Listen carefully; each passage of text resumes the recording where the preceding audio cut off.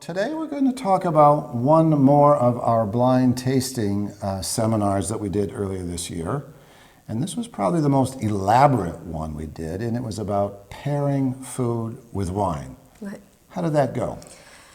It was really a difficult thing to pull together because it's just complicated, and it's complicated partly because there are different opinions about it.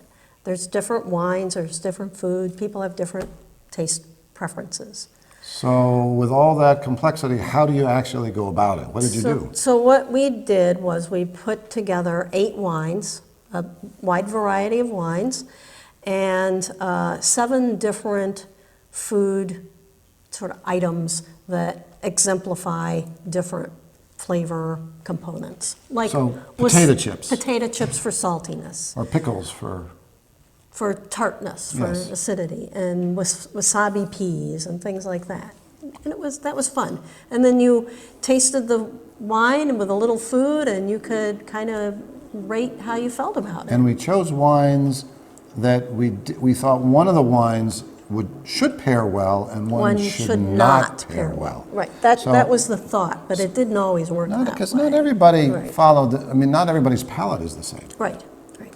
So what we did was we picked some basic concepts to give people so that they could use sort of broad umbrella ideas. Like what? What would be a basic concept? One of them would be delicate with delicate and bold with bold. Okay, delicate with delicate. So I'm going to make seared scallops. I'll probably want to pair that with some delicate Something wine. delicate So maybe wine. a Chablis, Right. unoaked Chardonnay from France. Right. Okay. Okay. And if I'm going to grill a steak, I'm probably not going to choose a Sauvignon Blanc from New Zealand.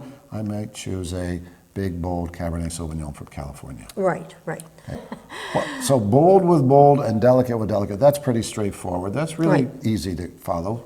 What other kind of basic rules could you follow? So you could follow the complementary pairing and the congruent pairing rule. Okay. Congruent pairings are things that are similar, Okay. like bold with bold or delicate with delicate. Okay. But complementary pairings are sort of opposite flavors to each Okay. other. So what's an example of a complementary pairing? Maybe Well- ice wine and blue cheese. And blue cheese, right. Ice wine and blue cheese, you have sweet versus salty. So they complement each other. But they're both equally Pretty intense. intense. So maybe foie gras and sauterne, Right. French Right. dessert wine. And that's a really good example of another big idea, and that is what grows together goes together. Okay, so in a region, what the foods of that region tend to evolve alongside the wines of that region. Right. Okay? Yeah? So another example of that would be like Pacific salmon and a Pinot. Pinot Noir. Right, so that salmon on a plank grilled on an open fire with that nice Oregon Pinot. Right. Perfect. What grows Right. together Goes together. Right. So I think, if that rule is a good one, I think the rule could apply here in central New York. Really? How Yeah. is that? Well, think about our cuisine in this region. It's world famous for dinosaur barbecue, Right. spicy, buffalo chicken wings, maybe that's spicy, yeah. Binghamton Speedies, Spicy.